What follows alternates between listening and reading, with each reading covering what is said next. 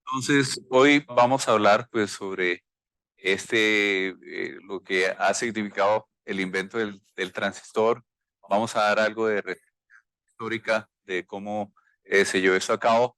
Aquí ven en la figura de la izquierda el transistor original, pues de que la primera demostración, implementación de un transistor funcional. Aquí en el de la mitad es un transistor de tecnología avanzada realizado en silicio germanio. Y aquí pues pueden ver una olea con cada uno de estos chips lleva miles de millones de transistores cada uno. Y vamos a ver el impacto que han tenido a la sociedad y al mundo. Hago una aclaración, es de que cuando hablamos del... A ver si esto es eh, ok. Cuando hablamos del transistor de los 75 años, en verdad son 76, vamos a ver. Estoy hablando del transistor bipolar de puntos de contacto y vamos a ver pues la diferenciación que esto tiene. Esta charla es patrocinada por la Sociedad de Dispositivos Electrónicos de IEEE, IDS, y básicamente nuestro mantra es de promover la excelencia en el campo de dispositivos electrónicos para beneficio de la humanidad. Y pues creo que muchos de ustedes, si no son miembros, pues pueden mirar todos los beneficios en cuanto a publicaciones, conferencias, premios, reconocimientos, etcétera, que otorga la Sociedad de Dispositivos Electrónicos, Electron Devices Society. Entonces, la celebración, pues, es de este primer transistor bipolar fabricado en los laboratorios de la Bell Labs en Nueva Jersey. El 23 de diciembre de 1947 se hizo la primera demostración de un transistor funcional y fueron John Bardeen y Walter Brattain los que hicieron esa primera demostración, y vamos a ver después que Bill Shockley también pues tuvo un papel importante. Esta primera demostración era un transistor PP de contacto, tenía una ganancia de 10. Y por este trabajo recibieron el premio Nobel en 1956. Como vamos a ver, este primer dispositivo, aunque frágil y se ve pues algo complicado, después vamos a ver cómo se han ido simplificando, funcionando a lo largo de los años.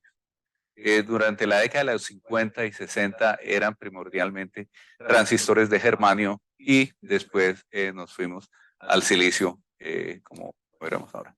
Entonces, pues la celebración y por supuesto el pastelero no era electrónico, entonces, no, entonces hay que hacer esta pequeña aclaración del que era un PNP. Entonces, para empezar la historia, una idea brillante de Tomás Alva Edison, quien patentó en noviembre de 1879, y esta patente pues fue otorgada en 1880 para una lámpara eléctrica en vacío. Él no fue el inventor de la bombilla eléctrica en sí, fue Warren de la Rue. Él simplemente pues hizo mejoras al filamento y para comercializar y producir en masa. Y la primera válvula de vacío fue hecha en 1889 por John Ambrose Fleming, otro británico, basado en el trabajo preliminar de Marconi y Edison. Pues él realizó, implementó esta primera válvula encapsulada en vidrio como la bombilla eléctrica, pero fue el primer rectificador. Entonces, por eso pues, le dio el nombre de válvula. Y de allí en adelante vemos que la primera innovación pues, fue Lee de Forest, quien le agregó una rejilla de control y tuvimos lo que él denominó audión, que posteriormente todo el mundo conoció como un triodo. Y el triodo es básicamente el precursor de un transistor. Entonces, la patente pues se hizo en 1907 y al comienzo pues por este trabajo pues se le dio la medalla de honor de IEEE y tenían cierta disputa entre Lee Forest y Fleming de quién había sido el inventor del tubo de vacío.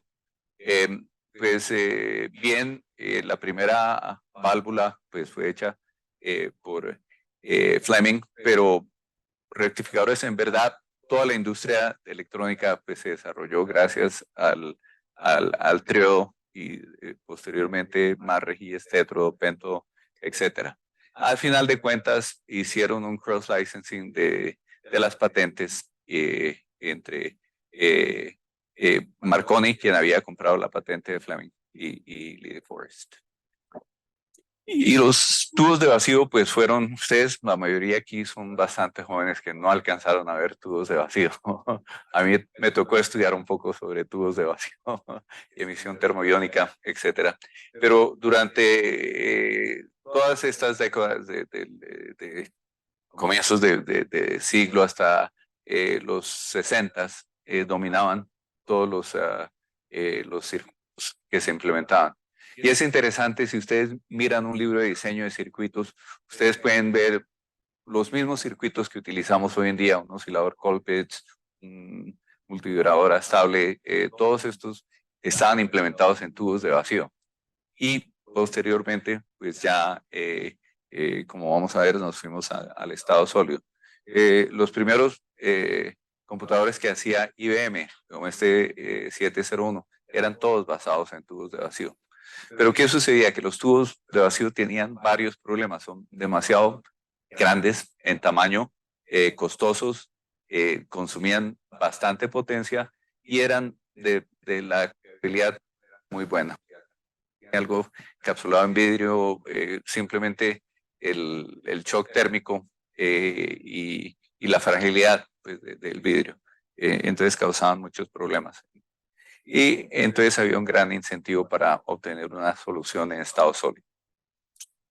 Y nos remontamos pues desde en 1874, este señor Carl Ferdinand Braun, quien recibió el premio Nobel en física en 1909, descubrió básicamente la rectificación al hacer un punto de contacto entre dos materiales y obtuvo pues lo que conocemos como rectificación, es decir, el primer diodo que hizo. Se utilizaban al comienzo, eran un sulfato de galena, lo que se utilizaba para hacer esto, lo llamábamos el cat whisker, un bigote de gato.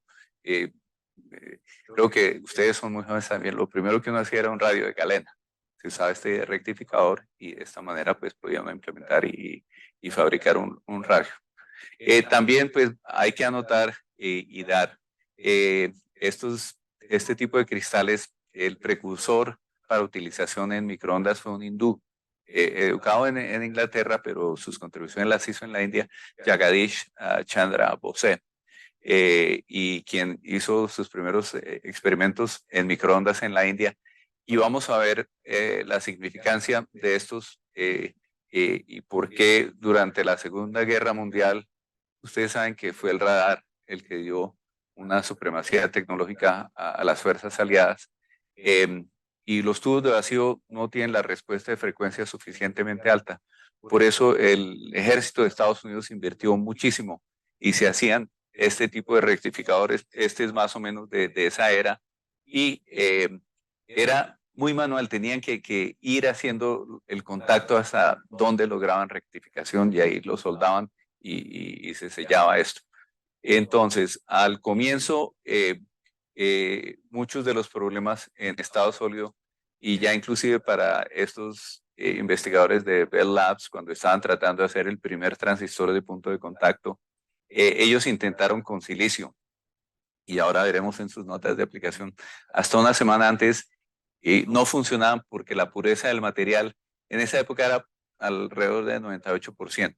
Era el silicio lo obtenían de la Universidad de Pensilvania y la Universidad de Purdue les dio a germanio con una pureza mayor. Y vamos a ver que de eso fue pues, el aspecto fundamental para poder fabricar estos dispositivos. El primer transistor en sí data de 1926, la patente de Lilienfeld. Dicen, según el Museo de Historia de Cómputo en California, que es polaco-americano, ¿sí? Pero en verdad, Lilienfeld nació en el Imperio Austrohúngaro, emigró a Polonia después fue a Canadá, y de Canadá entró a Estados Unidos. Y básicamente su patente es un transistor de efecto de campo. Independientemente, en Alemania eh, eh, eh, se hizo otro dispositivo pues, similar, pero la primera patente es de Lilienfeld. Y aquí la vemos de 1926 o de 1928, en la cual pues, básicamente es lo que conocemos hoy, un transistor de efecto de campo. Y ya pues nos remontamos a 1947, donde vemos a Shockley y Bardeen y Brattain en el laboratorio de Bell Labs. John Bardeen es la única persona que ha ganado 2 premios Nobel en física. Otra es Marie Curie, lo ganó, pero en química y física. John Bardeen, su otro trabajo fue en superconductividad en la Universidad de Illinois en Champaign, Urbana. Entonces, estos 3 señores fueron básicamente los que recibieron el crédito por la implementación del primer transistor funcional, que como vamos a ver cambió el mundo. Y aquí vemos pues una foto pues más amplificada de este transistor, pero les quiero mostrar algunos detalles. Ustedes ven este elemento de acá, básicamente ese es un paper clip, un clip de papel, ¿sí ven? Lo que él usaba como un resorte para poner fuerza física. Y la base se llamaba base porque sobre esa descansaba el resto del transistor. Y aquí tenemos el emisor y el colector. ¿Qué sucedía? Que para que el transistor funcionara se necesita una distancia muy corta entre emisor y colector, unas 50 micras. ¿Qué sucedió? Simplemente fue con una cuchilla Gillette que hizo esta ranura. Como experimentalistas, Walter Brattain era muy bueno y pudieron fabricar, pero esto no fue al azar ni fue algo que le salió, como decimos aquí, de chiripa. Aquí ven pues todas sus notas de laboratorio desde un par de semanas antes. Ellos llevaban bastante tiempo trabajando y tuvieron que hacer los fundamentos de la física de estado sólido y trabajar basados en ellos, ir pues cada vez avanzando más. Aquí ya vamos una semana antes, todavía no funcionaba porque estaban tratando en silicio. Y vamos a ver, son los estados de interfase, para los que saben física de estado sólido, que no permitían que este transistor funcionara. Y ya después pues, pudieron hacer, y aquí vemos la diferencia. Este fue el que Bardeen y Brattain demostraron en diciembre de este año. Pero esta es la contribución de Shockley, que un par de meses después hizo el transistor de juntura, que es el mismo transistor que utilizamos hoy en día. Y si miran un diagrama de bandas en estado sólido, es el mismo diagrama de bandas que utilizamos hoy en día para describir la operación del transistor. Básicamente es la misma operación entre un transistor de punto de contacto y uno de juntura. Entonces, con una corriente base pequeña, pues podemos modular. Y ya nos remontamos al año de 1958, cuando se implementó el primer circuito integrado, o lo que se conoce con el primer circuito integrado. Jack Kilby, de Texas Instruments, quería hacer un oscilador y hacerlo en una tableta de silicio, de material semiconductor directamente. Entonces, esta fue la implementación que él hizo. En verdad, se le da el crédito de invención del circuito integrado a Bob Noyce también. Como vamos a ver, él pues hizo contribuciones importantes, pero la primera patente es de Jack Kilby. Y fue Jean Ernie en los laboratorios de Fairchild quien patentó el proceso planar en 1959. Y este fue el invento fundamental para poder fabricar los circuitos integrados como los fabricamos hoy en día. Gracias a esta patente, Bob Noyce fabricó su primer circuito integrado, regresó su patente.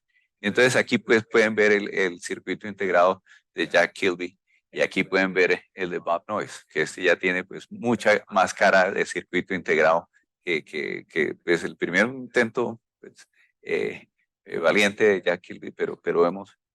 Entonces, un grupo importante, Bill Shockley abrió una compañía de transistores en Mountain View, en California. Y en esta compañía, pues fabricaban transistores en la década de los 50. Pero Bill Shockley era una persona bastante complicada, una personalidad pues bastante, no se la dio bien con mucha gente. eh, y pues la primera patente había sido de Bardeen y Brattain y él se puso muy bravo, era el manager de ellos dos, hizo que lo agregaran a la patente. Y en sí, su contribución del transistor de juntura pues fue fundamental y un invento seminal. Pero como persona era bastante complicado. Él se escribió una teoría conocida como eugénica, eugenics. Es básicamente algo que viene pues,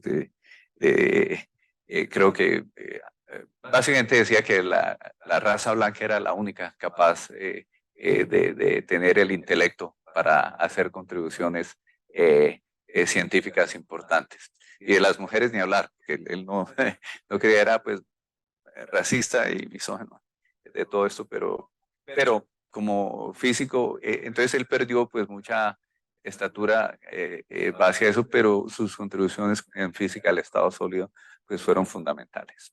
Entonces aquí tenemos el grupo Gordon Moore, el fundador de Intel, junto con Bob Noyce, ¿sí? Todos estos se abrieron y formaron Fairchild, que fue la compañía que dio el inicio a lo que conocemos hoy en día en California como Silicon Valley. De allí salieron la mayoría de las compañías. Aquí está Ernie y muchos de estos otros pioneros. Y Shockley los bautizó como los 8 traidores, porque pues lo desertaron, pero con justa razón. Entonces ya nos remontamos al 1959, cuando en Bell Labs, Atala y Kang pudieron fabricar y demostrar el transistor de Lilienfeld. Lilienfeld jamás pudo reducir a la práctica su transistor por la calidad del material.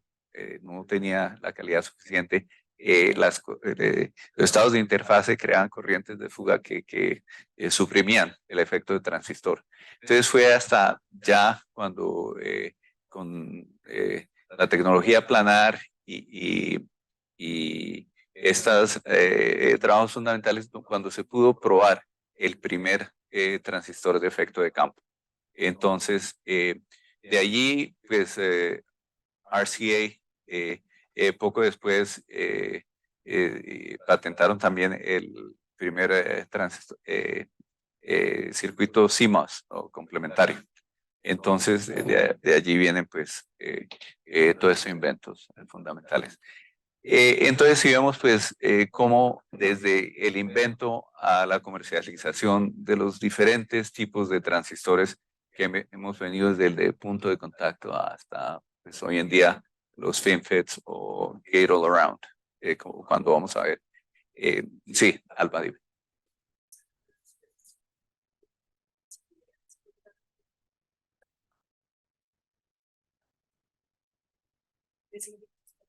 Claro, y después creo que tendré otra gráfica donde se muestra un poquito más.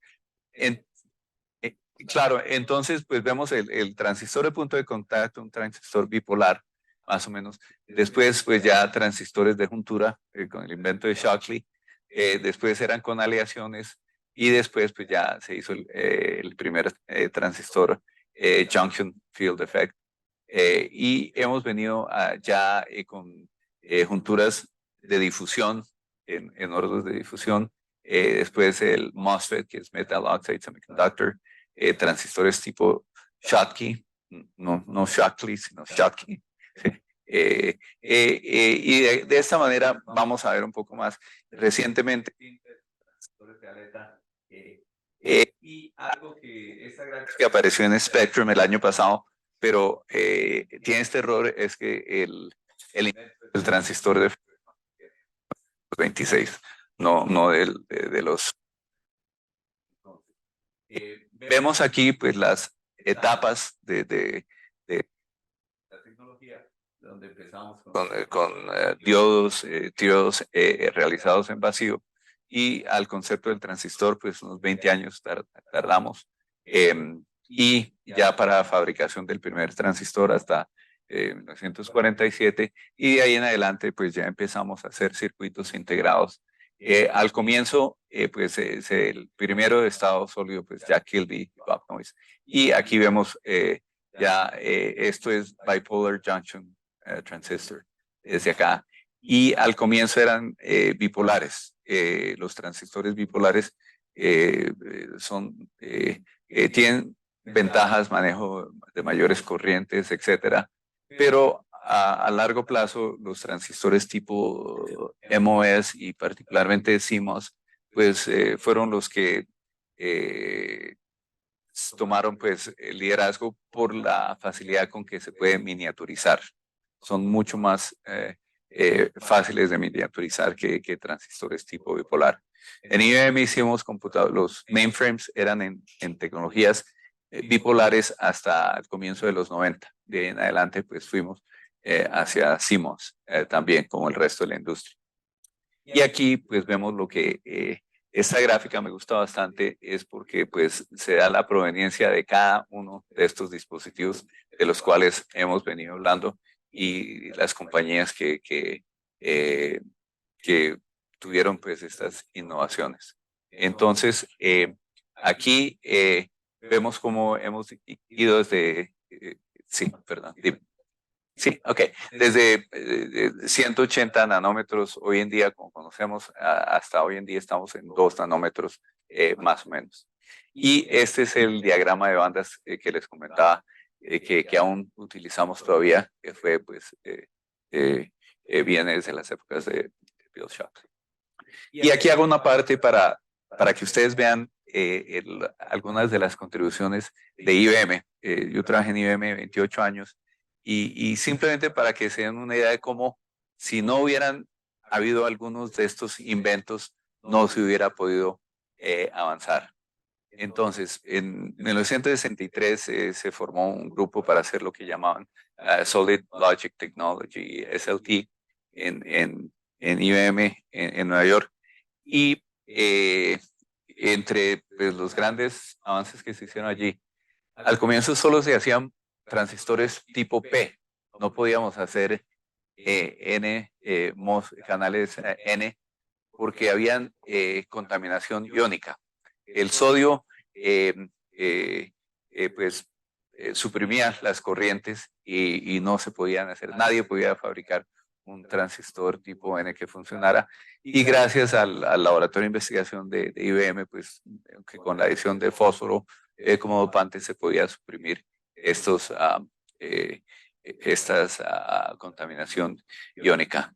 El CMOS no fue inventado en IBM, pero noten ustedes que si no se hubiera podido resolver el problema para fabricar NMOS, no se hubiera podido avanzar a hacer CMOS. Entonces, todo ha dependido, y es una industria que está demasiado interconectada. Allí se hizo también el invento de la memoria dinámica, DRAM, fue pues a Bob Denard, y posteriormente memoria embebida, EDRAM. ¿Sí? Ustedes ven, por ejemplo, un procesador de Intel lleva pues, 6 billones de transistores, uno de IBM con el mismo rendimiento, con algo más de la mitad, con 3.5 mil millones de transistores podemos lograr lo mismo, porque una memoria estática hay que diseñarla con 6 transistores, mientras que una memoria embebida de DRAM es un solo transistor. Entonces eso da una ventaja competitiva bastante importante para IBM. Y pues muchos otros inventos del transistor doble alineado, la manera como interconectamos flip chip, el microscopio de tuneleo, eh, eh, algo, y pues muchas otros inventos que han permitido que la industria de semiconductores haya avanzado al paso que vamos. De igual manera, se podría hacer una gráfica así para Bell Labs, para Texas Instruments, para Intel, para muchas otras compañías, pero esta, pues porque la conozco, la pongo aquí. Y tuve la fortuna de trabajar con Bob Denard, quien, como vamos a ver, pues hizo contribuciones fundamentales. Entonces vemos las primeras, el primer procesador que hizo Intel, el 404, el precursor, pues fue para un controlador para hornos de microondas. ¿Sí? En base a ese, después IBM, usando procesadores de Intel, pues hizo los primeros portátiles se conocían como IBM PC, porque en esa época IBM dominaba más del 80% del mercado de los portátiles. Pero ¿qué sucedió? IBM decidió hacer la arquitectura abierta, mientras que Apple dejó su arquitectura cerrada hasta el día de hoy. Entonces, ¿qué sucedió? Pues avanzaron muy rápido toda la industria de los PCs, pero pues IBM desde hace unos 15, 20 años se vendió todo eso a Lenovo, a la China, porque ya no era económicamente, era algo que llamamos un commodity, ya no era algo de valor agregado tan importante como si se hubiera tenido cerrado, IBM podía haber seguido dominando ese mercado de los portátiles. Pero entonces ven, para que vean que la parte económica pues también es fundamental. Y en base a esto, pues muchas de las aplicaciones que ustedes han visto en el mundo basadas en circuitos integrados y en transistores. Entre ellas, de las más importantes es la telefonía celular. Ustedes ven, cada 10 años, más o menos, hacemos una nueva tecnología, una nueva generación. Entonces ya estamos en 5G, que es la quinta generación de telefonía celular. Y como ustedes ven, pues esto es otro dispositivo que también ha cambiado mucho la manera como interactuamos. Entonces, ¿qué sucede? En 1947, para tener 1 trillón de transistores en dólares, tomaba 10 a la 13, 13 ceros, para comprar 1 trillón de transistores.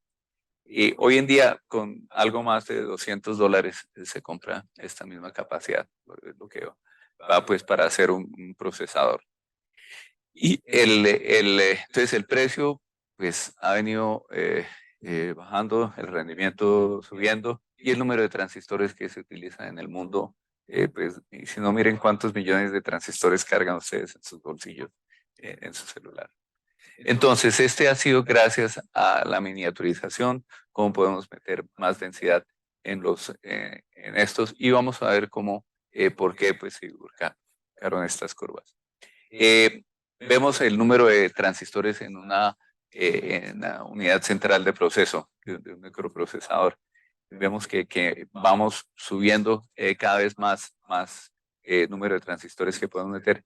Y de acuerdo a Intel, vamos a tener en el 2030, vamos a tener 1 trillón de transistores en un procesador. Se están utilizando vías para poder interconectar diferentes niveles y el empaquetamiento es en 2.5 o 3 dimensiones. Y yo trabajé casi toda mi carrera fue en confiabilidad y esta es la misma ley de Moore, pero desde la confiabilidad.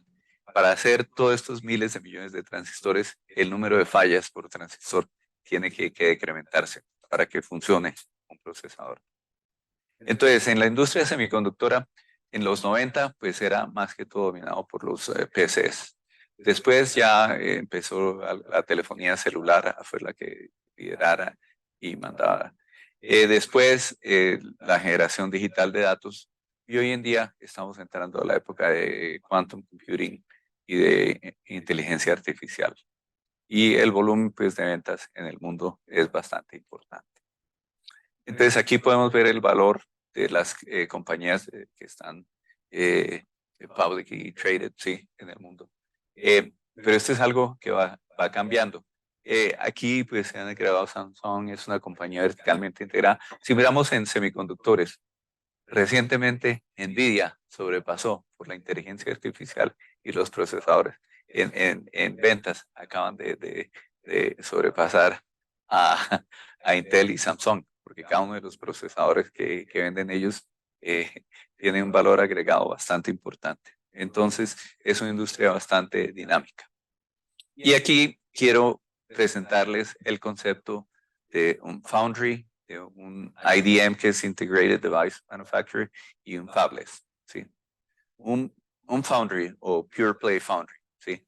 Es una compañía que no ofrece diseños, chips de su propio diseño. Simplemente operan los fabricadores y las compañías diferentes envían sus diseños para que se los fabriquen.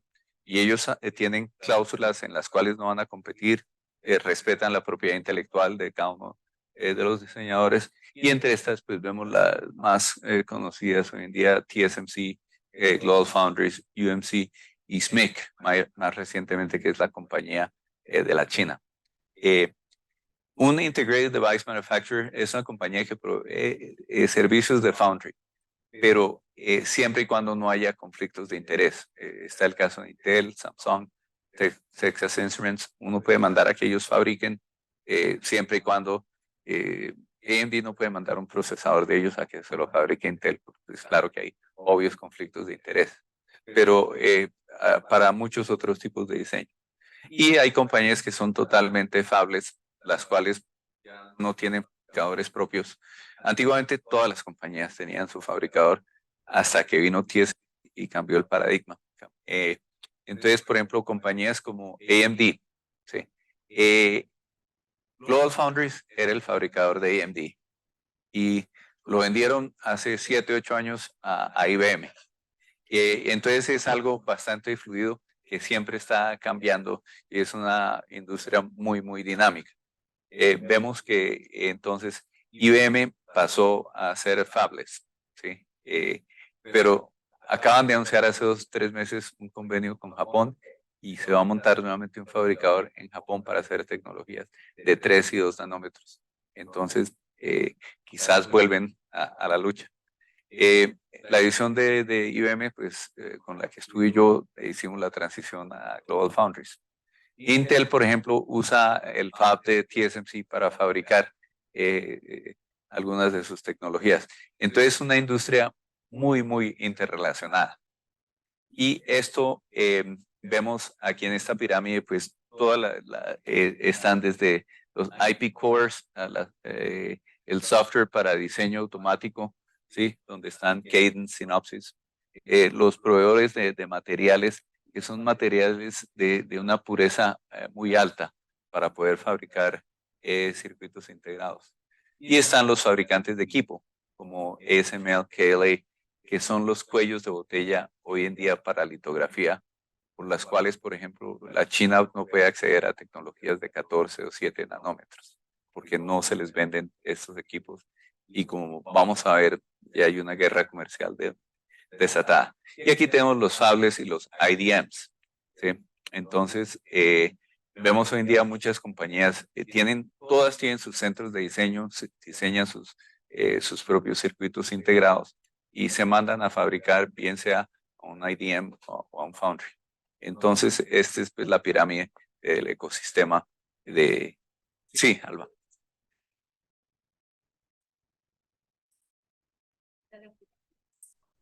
Pues este cambio fundamental fue TSMC, los que cambiaron toda la industria de fabricadores, por los cuales todas las compañías tenían su propio fabricador.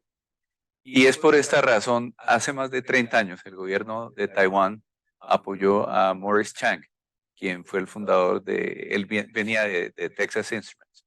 Él decidió volverse a Taiwán. Y hace 30, 35 años, el Producto Neto de Taiwán era igual al Producto Neto de Colombia. Hoy en día, la sola compañía TSMC puede comprar más de 1000 veces la economía de Colombia, para que vean el impacto tan importante que ha tenido la industria de microelectrónica a crecimiento de empresas y de países.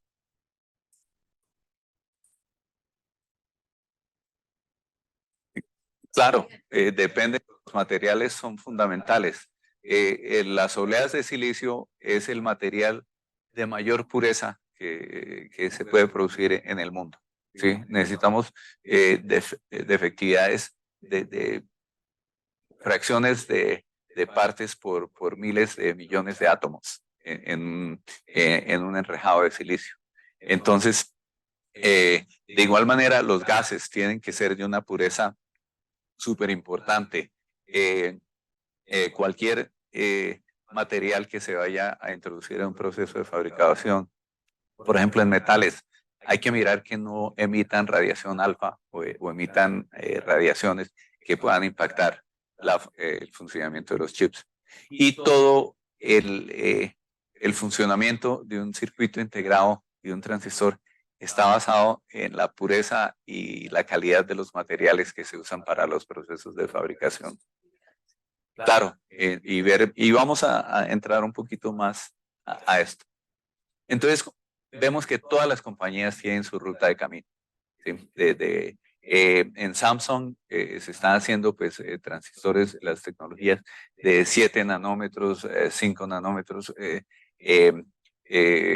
son realizadas con FinFETs o Tri-Gates, como Intel los denomina, y se van para Gate All Around, que es otra implementación física que veremos, y ya para pues, las tecnologías que vienen. TSMC también su ruta de camino, ellos siguen con FinFETs hasta que entren al nodo de 2 nanómetros. E Intel, pues también ven que tienen toda esta ruta de camino. Y aquí, pues, como Alba mencionaba, la importancia de los materiales. Vemos, por ejemplo, cómo recientemente usamos capas en las cuales metemos fuerzas de compresión y expansión al silicio para cambiar la movilidad de los electrones. Entonces, estos son, y vamos a ver por qué utilizamos muchos de estos trucos. Entonces, Intel, de manera interesante, ya dejaron de ser, llegan 3 nanómetros y aquí definen como 20 angstroms, es la siguiente tecnología. Un angstrom es 1 por 10 a la menos 10 metros, ¿no? Entonces, ya están cambiando. El radio de un átomo de silicio es 5.4 angstroms, para que pues se den una idea de hasta dónde estamos llegando.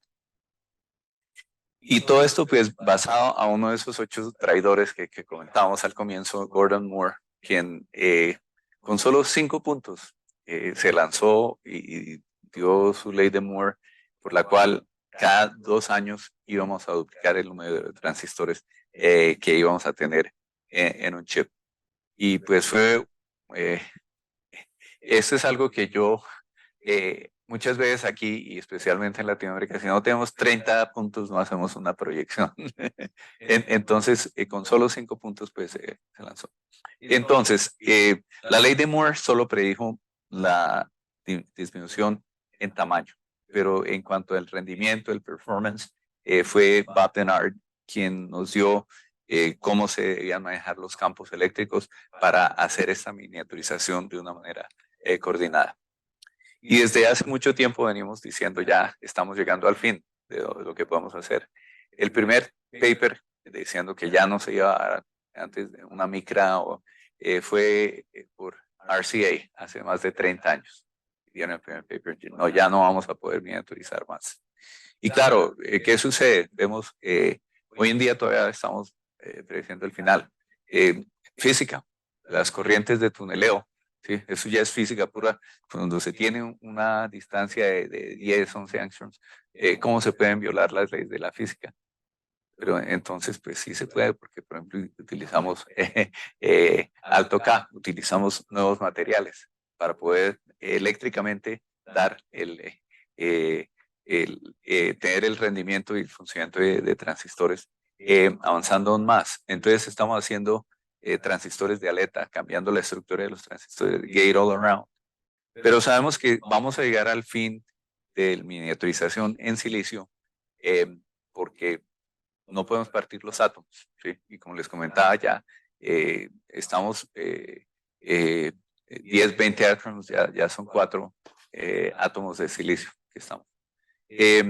¿Y cuál es el material del futuro para semiconductores? El silicio.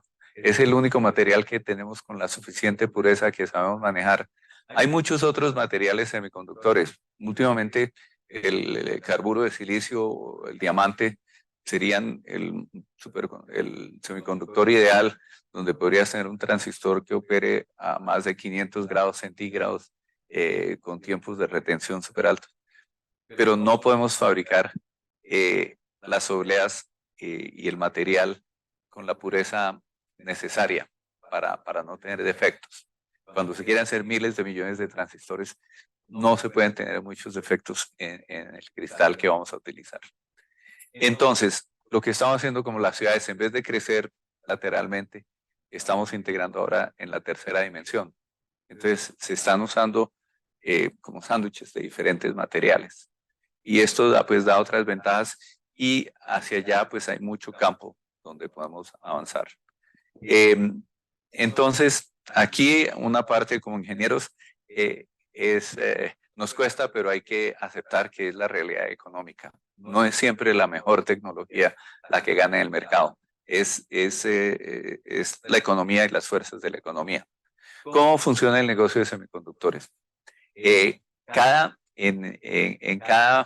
10 años tenemos 2 órdenes de magnitud de mejoría en el costo, en la función que obtenemos por el mismo costo.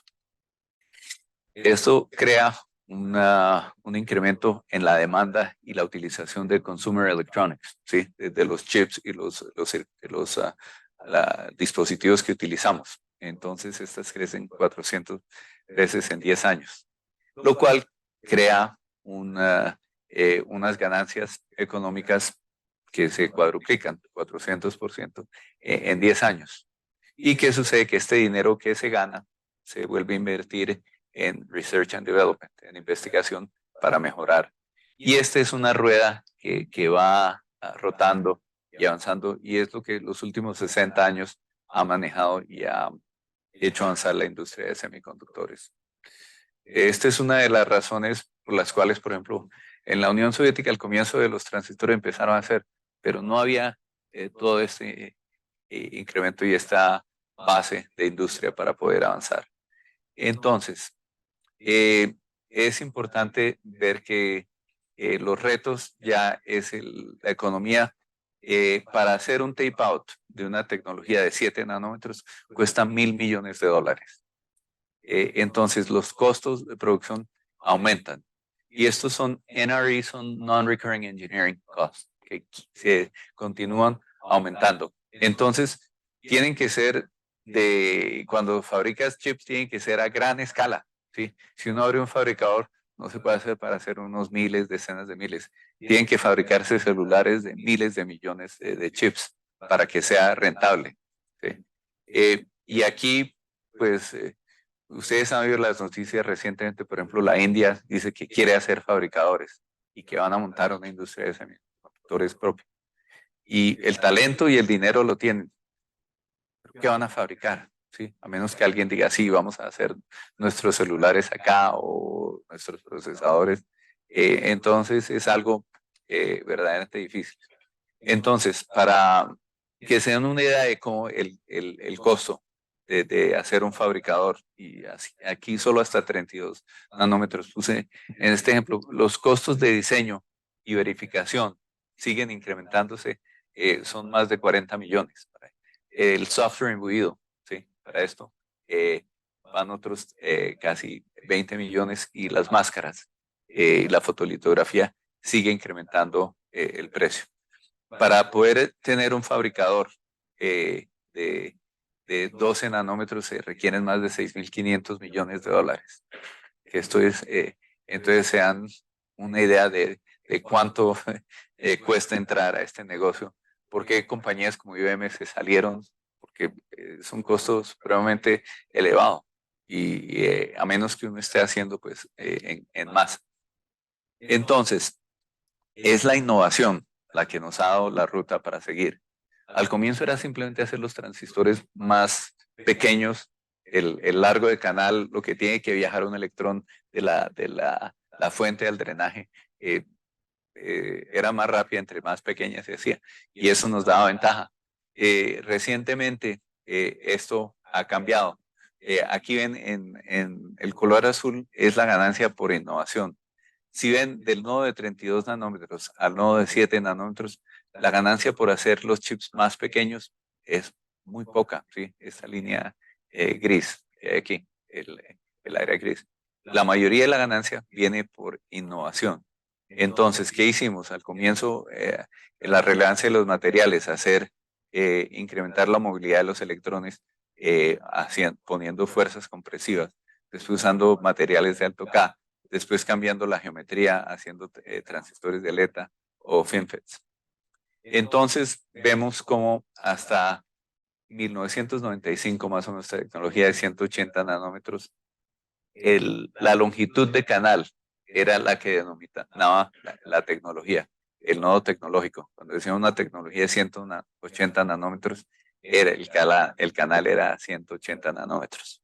Pero después vino ya más marketing, ¿sí? Más mercadeo. Entonces, en vez de ser este largo de canal el que nos define el nodo tecnológico, ahora se están usando otras nomenclaturas en las cuales, si ustedes ven una tecnología de 3 nanómetros, el largo de canal son 14 nanómetros, porque un divorcio entre esta parte de estructura física. Cada compañía quería mostrar que estaban más avanzadas que la otra. Entonces, claro, para no quedarse atrás, cada compañía decía, ok, estamos haciendo tecnologías de 3 nanómetros hoy en día, pero en realidad la longitud de canal de estas tecnologías son 14 nanómetros. Es más, empezó porque todas las compañías vamos a IDM en California en diciembre y cada uno quiere mostrar que tiene la tecnología de punta. Entonces, claro, no, en 22, no, nosotros ya estamos en 14. Entonces, esta pues cambió la nomenclatura de esta manera con los nombres comerciales.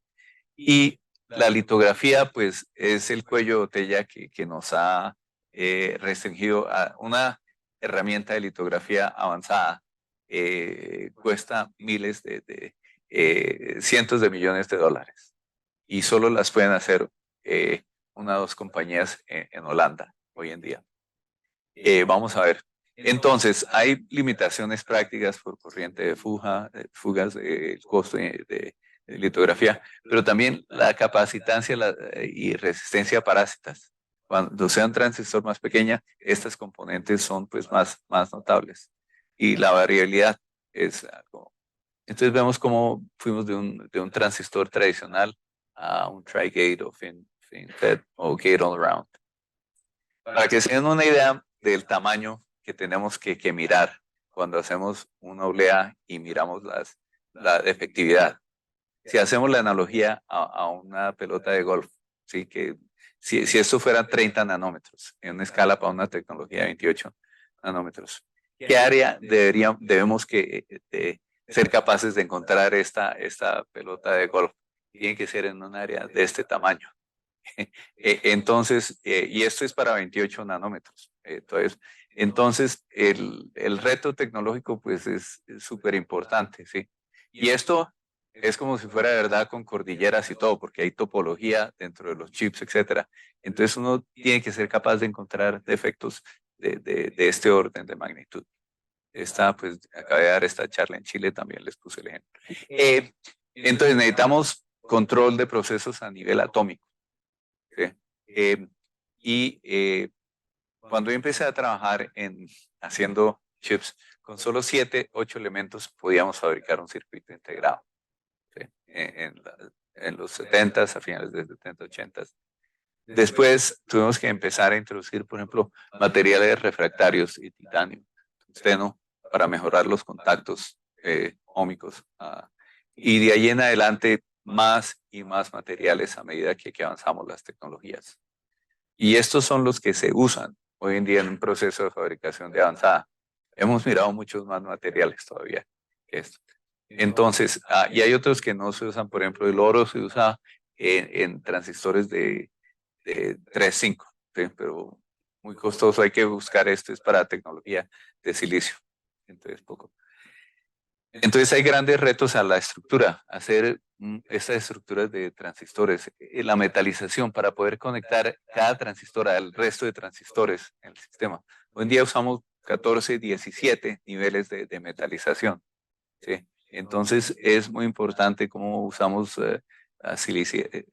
sedation, ¿sí? El stack de la compuerta, cómo se va construyendo, cómo hacemos las junturas, los dieléctricos.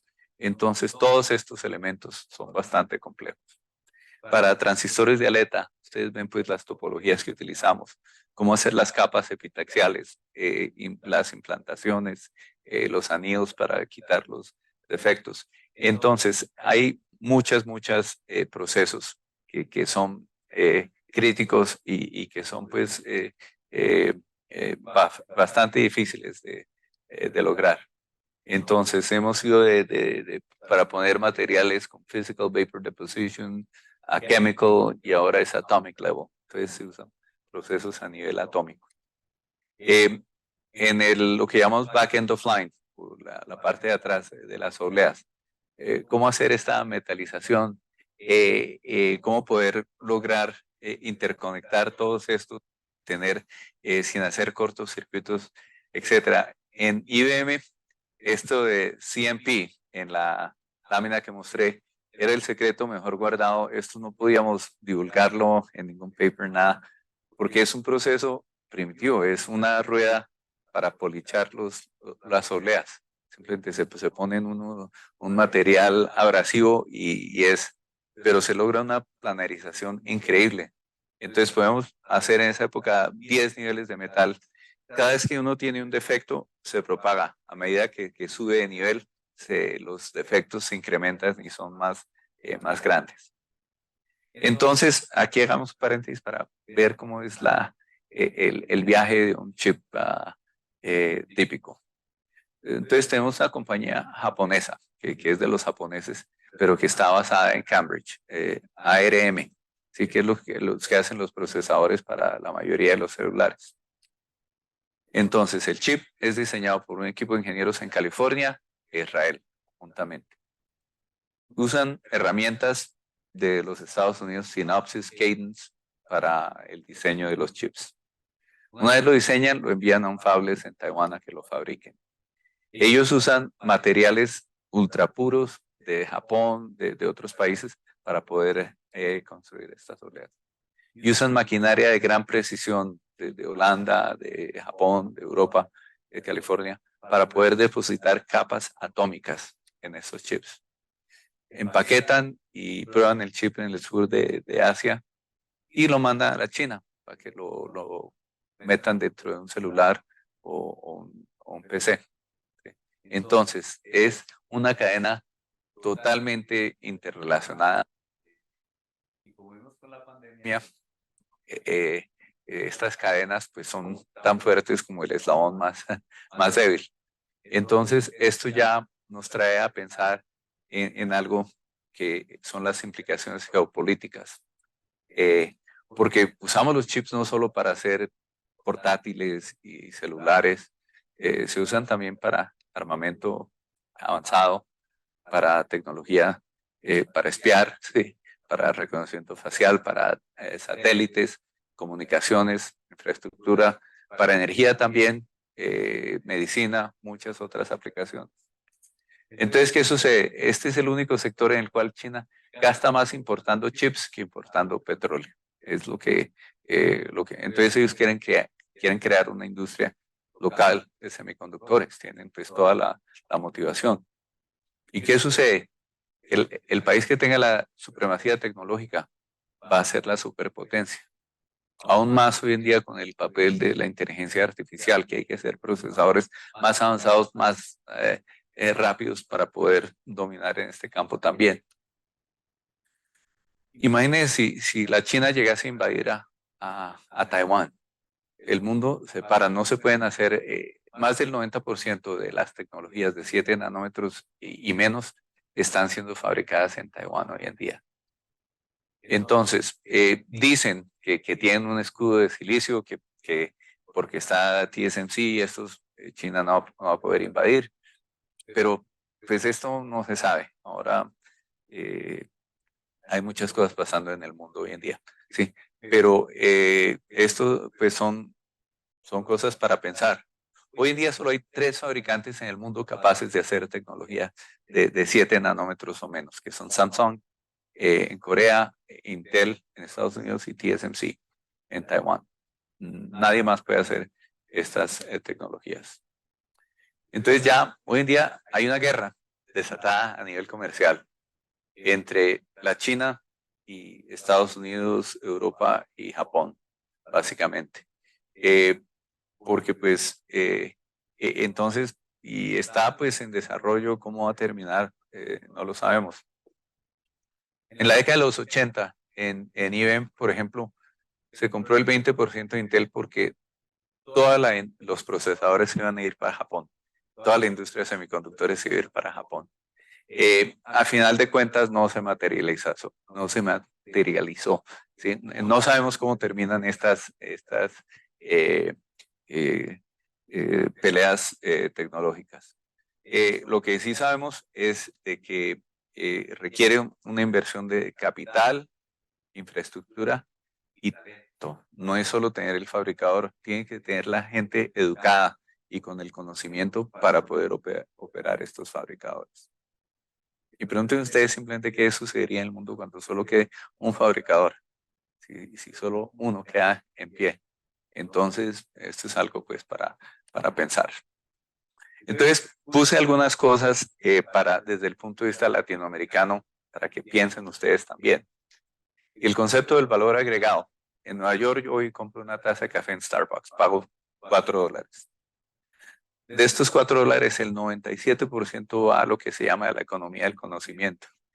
Hacer la ingeniería genética, mejorar el cultivo, hacer el transporte, distribución, todo el marketing, branding, el advertising. De estos $4, solo 12 centavos le llegan al caficultor. ¿Sí? ¿Qué sucede? Que en Latinoamérica estamos en el lado equivocado de esta ecuación. ¿Sí? Es lo que nuestras economías desde el 800, 900, producimos materia prima sin valor agregado. Entonces, ¿qué sucede? Que en el 1900 éramos el 8% de la economía mundial. Hoy, 123 años después, seguimos siendo el mismo 8%. ¿Y cuáles son los productos que enviamos? Bananos, café, materias primas. ¿Sí? Valor agregado, muy poco. En Colombia el 83% de las exportaciones son materias primas. Entonces el crecimiento en la región es bastante bajo comparado con otros países del mundo. Entonces, mientras no se pueda diversificar y crear estos productos y poner este valor agregado, vamos a estar a merced de esto que llaman commodities. ¿Sí? Entonces, nuestros productos van a valer menos y menos a medida que pase el tiempo. Y aquellos con valor agregado son los que van a valer más y más. Entonces, hay que no solo seguir con estas, pero inventar nuevos productos. Por ejemplo, el negocio de Apple, ¿sí? Ellos no tienen fabricadores y pues al comienzo decían, no, solo con mandarlos a la China, lo están repensando de hasta si hacer su propio fabricador, lo que van a hacer, pero hay que crear nuevos productos. La mayoría de los productos que utilizamos hoy en día, hace 20, 30 años, no existían, no habían, ¿sí?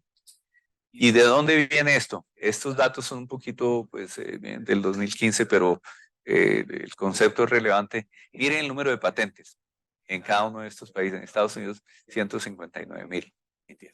Miramos en Latinoamérica combinadas, 836 patentes. ¿Sí?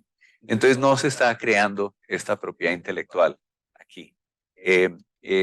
Entonces, ¿qué el Producto Bruto que cada país invierte?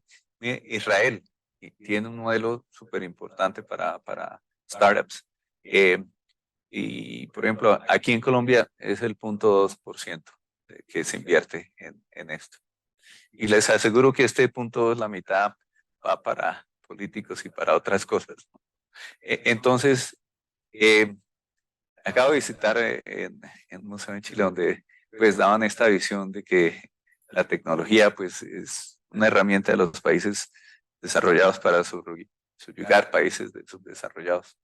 Esto era en 1960, pero yo creo que el mundo ha cambiado. Hoy en día, en la industria de semiconductores, se tiene acceso a herramientas de diseño aquí, a muchas otras oportunidades. Entonces, hay la oportunidad de hacer más cosas. Entonces, fundamental cambiar la educación. A cualquier congreso que yo voy en el mundo, hay ingenieros de Latinoamérica, de todos los países de Latinoamérica. No es falta de talento, el talento que hay acá.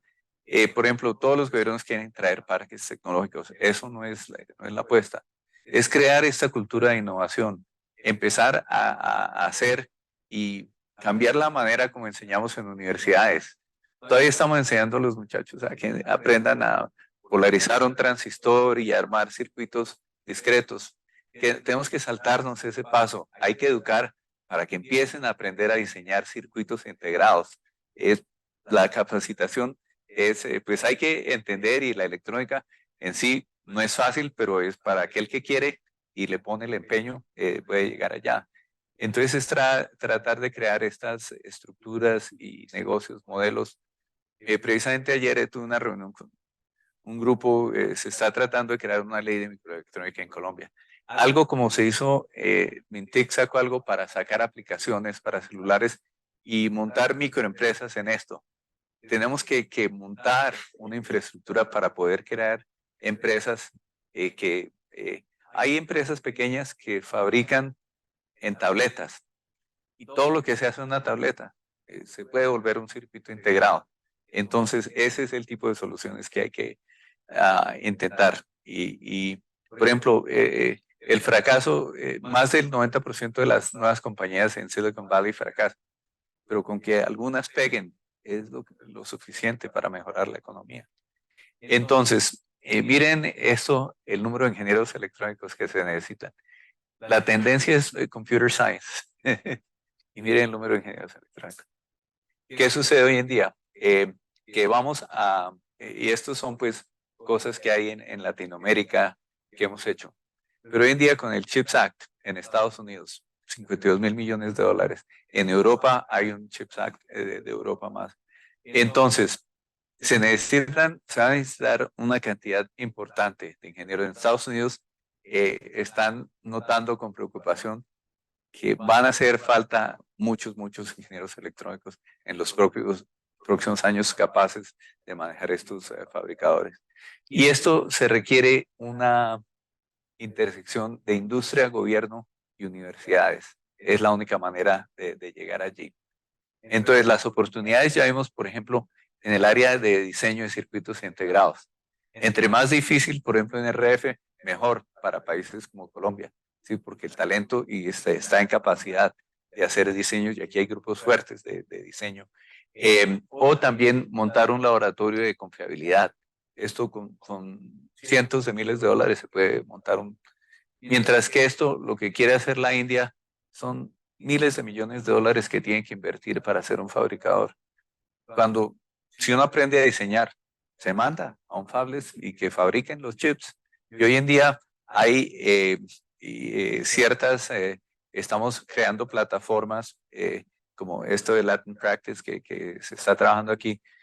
Creo que ¿cuánto vale un chip, un tape out? Se puede hacer hasta $80, creo, o 120. Sí.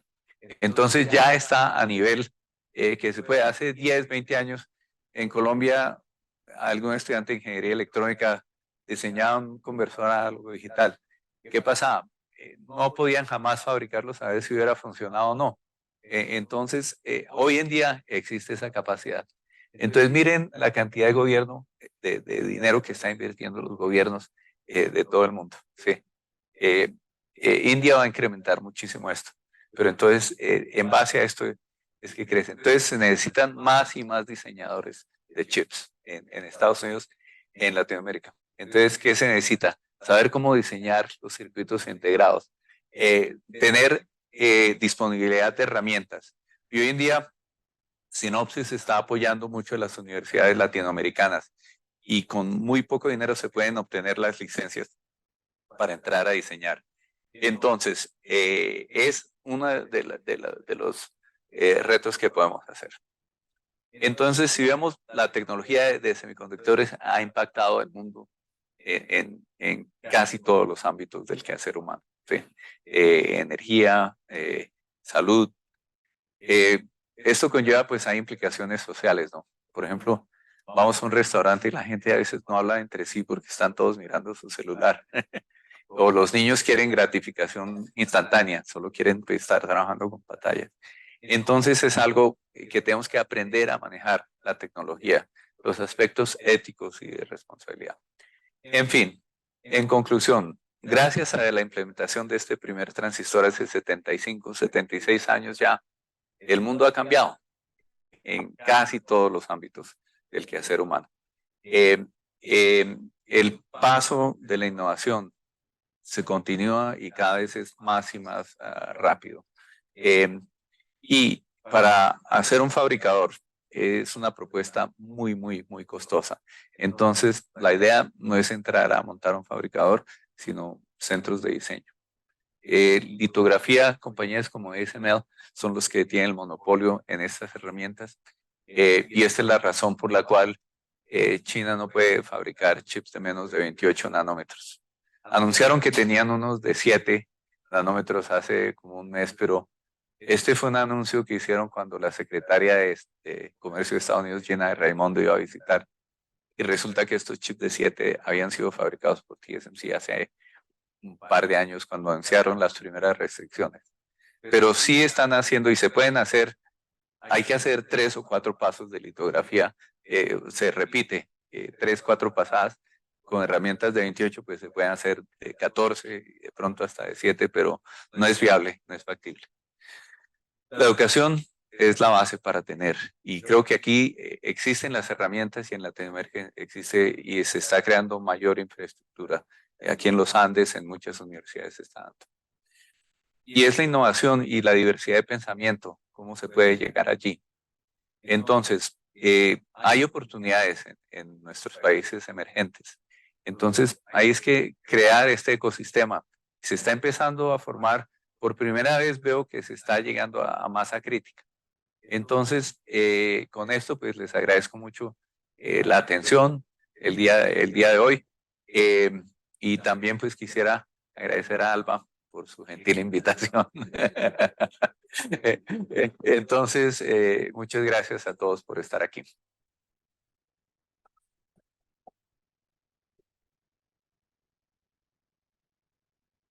Y ahora tenemos tiempo, pues, para algunas preguntas. Nos hemos...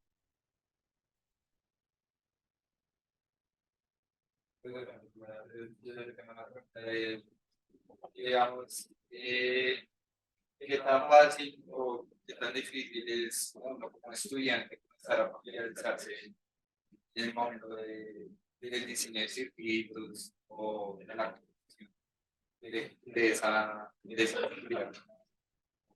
Nos podría dar una recomendación a nivel de estudiante. Claro, claro. Y mira, primero, pues es tener bases sólidas, ¿sí?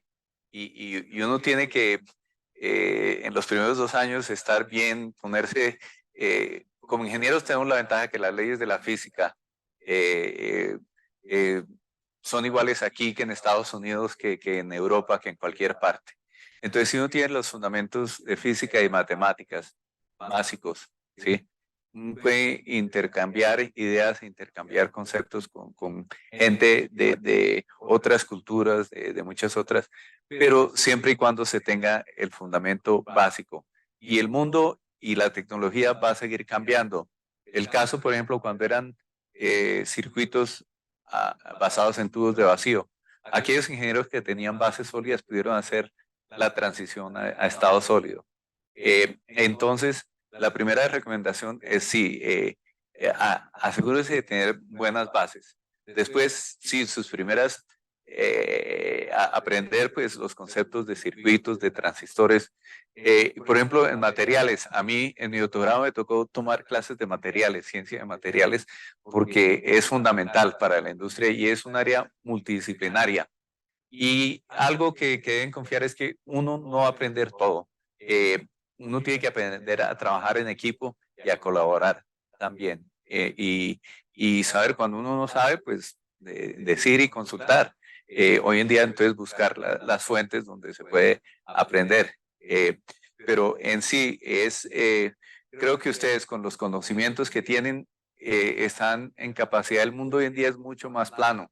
Mientras tengan acceso a una estación de trabajo, tengan acceso a las herramientas de diseño, ustedes pueden diseñar circuitos integrados y competir con gente de otras latitudes.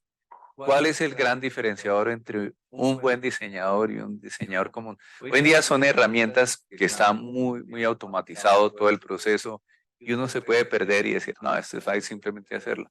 Uno tiene que tener los conceptos claros y saber las limitaciones de las herramientas. Por ejemplo, uno tiene que saber qué modelo de transistor utilizaron y hasta dónde puede llegar y cuáles son las limitaciones de estos modelos para poder a veces utilizar eso para avanzar y llegar más allá. Entonces, el gran diferenciador entre un diseñador normal y uno que va a ser muy bueno es aquel que sabe y entiende las limitaciones y puede diseñar dentro de los contextos que se dan o saber que uno tiene que mejorar los modelos y hacer cosas más avanzadas o poder tener en cuenta cómo van a degradar los transistores a medida que operan en el campo. Entonces, poder contrarrestar esos efectos. Entonces, sí, es buscar la manera de tener los conocimientos fundamentales básicos, pero también entender y hacer uso. Hoy en día hay mucha herramienta. Por ejemplo, cuando yo estudiaba física de estado sólido, es muy difícil visualizar el momento de un electrón. ¿Sí? Hoy en día hay modelos visuales donde se puede ver mucho más o ver cómo es la estructura cristalina de los materiales, ver el nivel de impurezas, etcétera. Entonces, utilizar también todas esas herramientas que hay hoy en día. Los simuladores a los cuales tienen acceso para los que son miembros de IES, damos un simulador donde tienen mayor capacidad a la que yo hubiera soñado con tener un simulador de esos cuando estudiaba electrónica. Ustedes pueden diseñar y simular cualquier circuito con respuesta de transientes, etcétera. Entonces, utilizar todo aquello que sea de herramientas para poder llegar y comprender mejor. Cuando uno tiene simulador que es gráfico, uno puede ver qué sucede si uno cambia componentes dentro del circuito. Tener esas ideas. Entonces, esos son los temas que los invito a que vean. En la página de 10 después les doy el Easy Circuit al cual pueden pedir estas licencias y la estamos dando de manera gratuita. Y se pueden capacitar en esta área. Sí, tenemos una pregunta de Juan Manrique, una pregunta virtual, dice el doctor Juan, muchas gracias por la interesante charla. Siento curiosidad sobre los retos tecnológicos de investigación más grandes que afrontó Intel y Global Foundries durante sus años en esas compañías. ¿Cómo lo resolvió? Sí, es una muy buena pregunta y claro, y fue IBM y Global Foundries. Al comienzo de cada tecnología, la primera fase, y les doy el ejemplo, la última tecnología que yo califiqué en IBM fue una de 14 nanómetros, pero eran 14 nanómetros con FinFETs y SOI, Silicon and Insulator. El primer paso cuando te dan la tecnología es, esto es imposible. Querían que operáramos a 1.175 voltios. Desde el punto de vista de confiabilidad era un reto bastante importante. Entonces, al comienzo es pues empezar a ver cómo se pueden solucionar estos. Y el reto de esta tecnología de 14 nanómetros era, por ejemplo, autocalentamiento.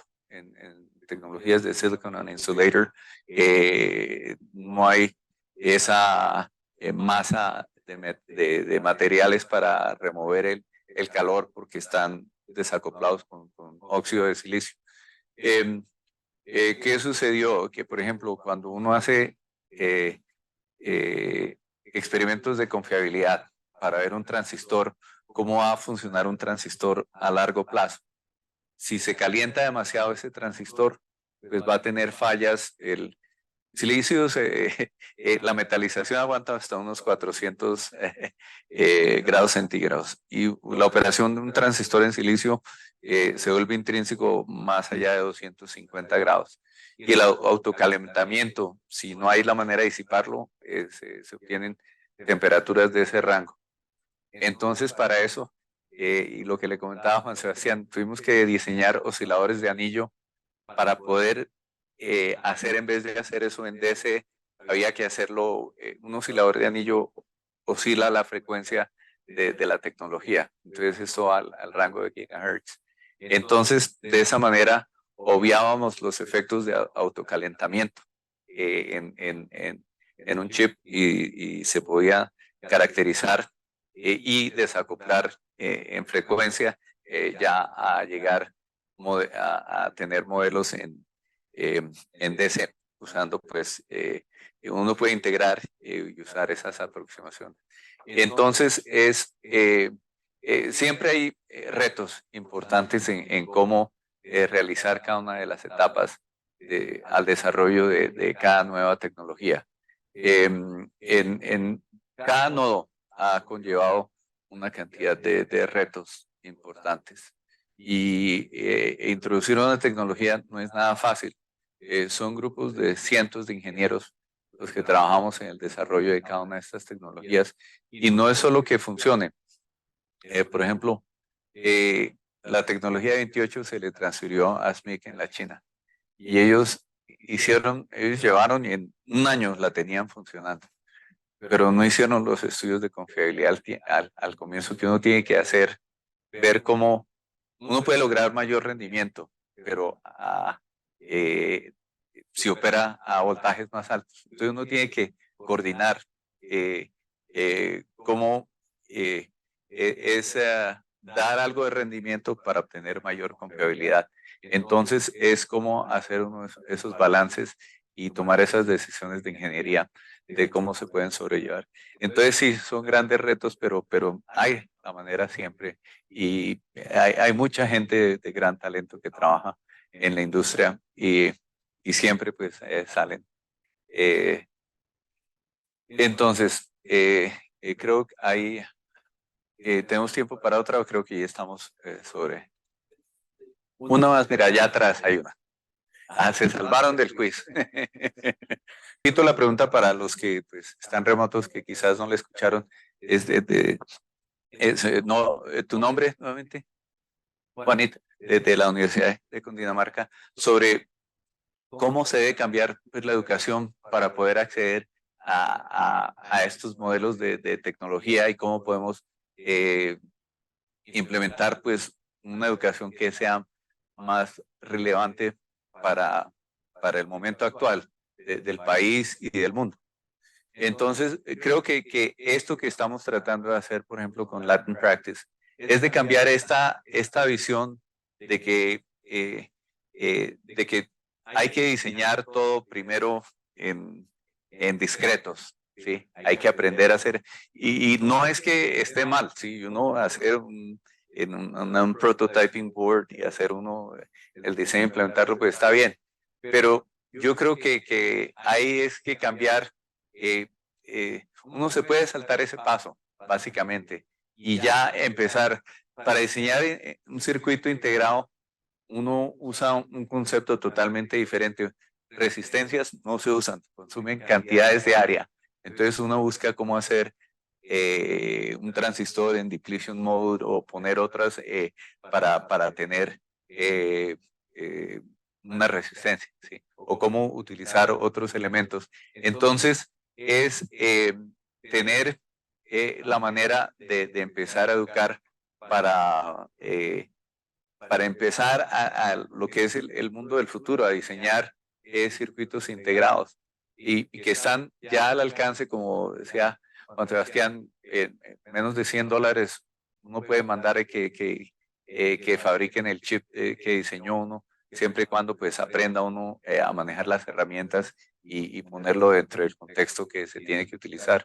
Entonces, el curso que se va a dar aquí a comienzos de diciembre por parte de Sinopsis es una apuesta bastante importante para hacer eso.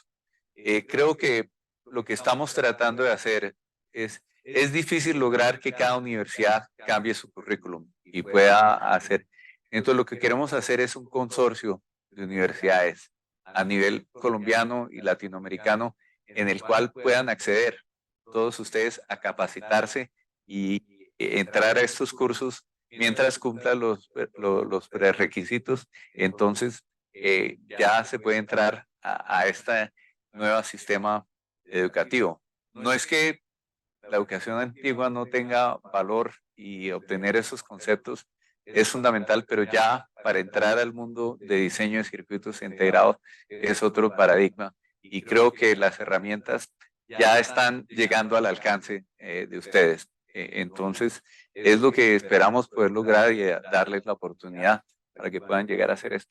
Implementar que es súper importante hacerse miembros de sociedades internacionales. La IEEE para mí ha sido fundamental en mi carrera. El acceso no es solo ir al Congreso, sino es el networking que uno hace. De conferencias, yo contraté por lo menos 15 ingenieros a Global Foundries, gente que después de la charla uno conversa, tiene el contacto para hacer pasantías, para hacer cosas. Entonces, no es solo ir a ver los trabajos tan importantes, sino el networking y tener acceso a becas que se dan. Hay un premio al mejor paper de Latinoamérica y donde los mandamos a la conferencia que siempre es en algún país de Latinoamérica con gastos pagos y algo de 500, $1000 creo que sean de premio. Entonces acceder a todas estas herramientas que pueden tener también y es una manera de darle proyección mundial a sus carreras.